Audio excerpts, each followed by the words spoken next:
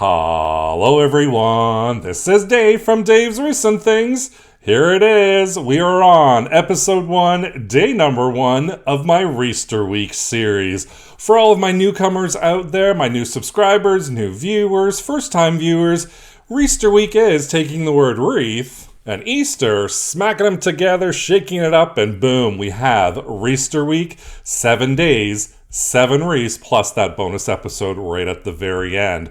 I do this about 3 times a year. I do it for Easter, I do it for Christmas, and I do it for Halloween as well. It's a ton of fun, and I know all of you out there love watching it. Why don't I just zip it? But I want to say first, welcome to Wreathster Week. Why don't I just get started, and I'll show you what I made.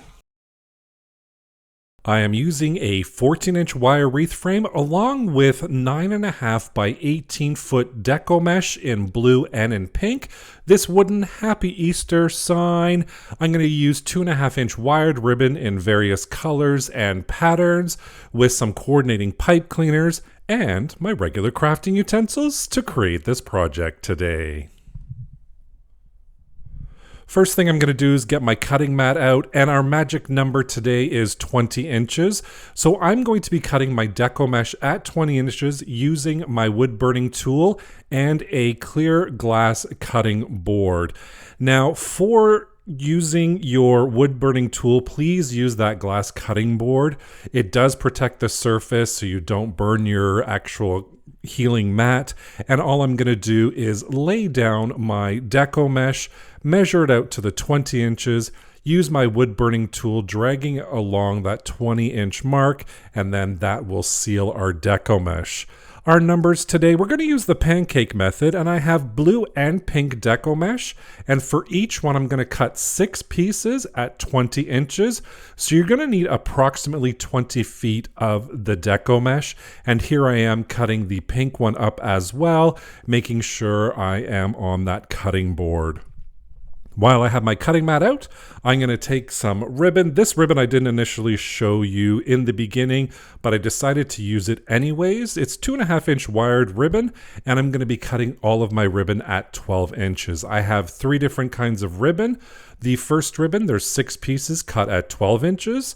The second ribbon, which is a blue ribbon, 12 pieces at 12 inches.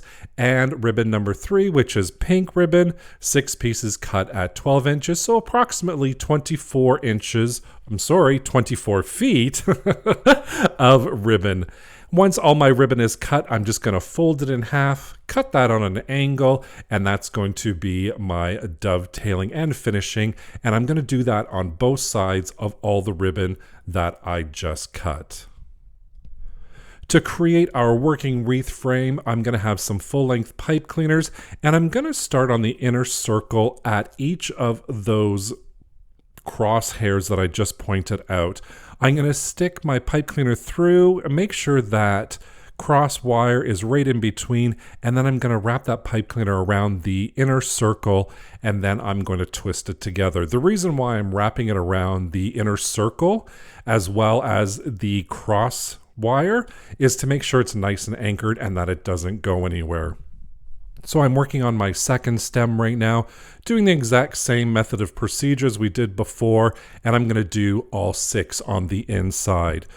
Once it's time to work on the outside, I'm going to use the 2 outside wires, and I'm going to create a stem in between the 2 stems we created on the inside. So I'm just feeding that pipe cleaner through the opening, making sure the 2 outside wires are in between. Then I'm just going to give it a couple of really good twists, and I'm going to move on to my next stem on my next section, right in between those 2 inner stems we created earlier on. And I'm going to do that all the way around my frame, just adding those pipe cleaners in there, creating our working wreath frame. And once it's all done, just on those outer ones, I'm going to take a little hot glue, and I'm just going to place it on each side of our pipe cleaner stems that we just created. I'm going to make sure they're nice and centered before I glue them in place. Once I'm happy with them being right in the center, I add a little glue. Now that's completely optional. You do not have to do this. I like to do it to make sure my stems are nice and secure. Time to prep our wooden sign. I'm just taking off that twine on there, and then I'm going to add some little beads of hot glue on the back. Once I have those down, I'm just going to take those pipe cleaners, place them right in that glue, use my little silicone spatula to press it in there, and then I'm going to add a little more glue right on top just to make sure it's nice and secure. Put that to the side and let that all dry. And now it is time to make those wonderful pancakes. I wonder how many times I can say pancakes today. Every time I do a pancake wreath, I crave pancakes. I'm taking my first little piece of deco mesh. I'm going to fold the end there. And if you didn't use a wood burning tool, this is a great way to hide your fraying if you want to do that. We're going to anchor our thumbs right at the middle and then let those fingers do the walking. Gather it all together like you're creating a ruffle wreath. Just pinch it right in the center and you can see it creates that little bow tie effect, which is what we're aiming for. Then we're going to go to our first stem, open it up a little bit on the outside, and then we're going to place that pancake bundle right in between those two stems and just give it a couple of really good twists. And for our pancake method, what we do is we take those two cut ends and we just overlap them a little bit so it creates this beautiful little pancake shape that's got some ruffling in it as well. So there's our first bundle all done. We take our next one. Now I'm going to use pink for this. I'm alternating between blue and pink. If you wish to use one color, that's totally fine. 3 colors, it's totally up to you. Once I've got my little bow tie going on, then I attach it right in between that pipe cleaner stem, wrap it around a couple of times, and to finish off, we're going to overlap the ends a little bit to create that beautiful pancake method. I just love this method. I think it's fun. I think it's really easy to do. Anyone can do it. Plus, this method is perfect. It's not as thick as some other methods. You can use this on your storm door if you have a storm door or screen door. It's great little method. I'm going to finish off that outside round of all of my little pancakes. And once it's all done, here is what it looks like. Of course, that blue and the pink is just so Eastery. I love it. And I hope you do too. With our ribbon, so this is the ribbon we just previously cut. And what I'm going to do is I'm going to take 2 pieces of ribbon. I'm going to overlap it. And then I'm going to find the center just by folding it over. Then I'm going to gather it right in the middle with my fingers, shape it into a V shape, kind of just, iron it out with my fingers a little bit. And then I'm going to place that right in my first open pipe cleaner stems. So I'm just adding these on right now before we work on the middle. You'll see why in a little bit. Once I get the middle done, you can kind of spray them out a little bit. And then we're going to work on our other ribbons. So I'm just overlapping the ribbons. I'm alternating between the pink and the plaid with the blue. The blue ribbons are actually going on every single stem that we've created. And I'm just going to alternate between the plaid and the pink to add to the blue. So once I finish my first round, you can see I'm just twisting my last one here. I'm just going to take my scissors and I'm just going to cut that excess pipe cleaner off. We don't really need it anymore. And then I'm just going to fold it down. And I'm going to go around cutting each of those pipe cleaner stems off. Now we're not cutting the inside stems just yet. We're still going to use those. And now it's time to work on the inside. I'm going to do the exact same method of procedure I did before, where we are going to create our pancakes. I'm going to open up my first stem, fold over the bottom a little bit. Then you just place your thumbs and let your fingers do the walking, gathering that deco mesh, creating that bow tie shape.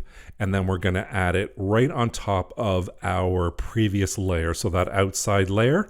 And then we're going to overlap our deco mesh to create that circular effect, which is our pancake method. And again, are you counting how many times I say pancake today? Anybody else craving pancakes and maple syrup right now? Put your hands up. My hand is right up in the air. So here we go. I'm alternating again between the pink and the blue. I'm attaching my pink pancake right now. And then I'm just adding it right in between those two pipe cleaner stems. And then I'm going to finish off the inside of our pancake wreath with alternating between the blue and the pink. And now we're going to add the ribbons the exact same way we added the ribbons before on the outer layer.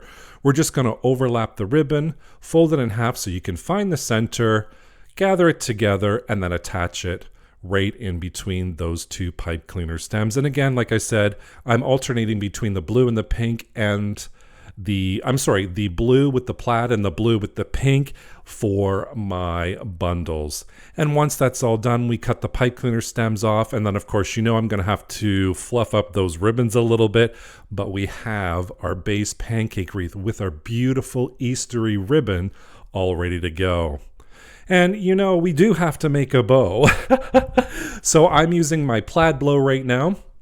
And then I am going to measure out 12 inches. That's going to be our tail.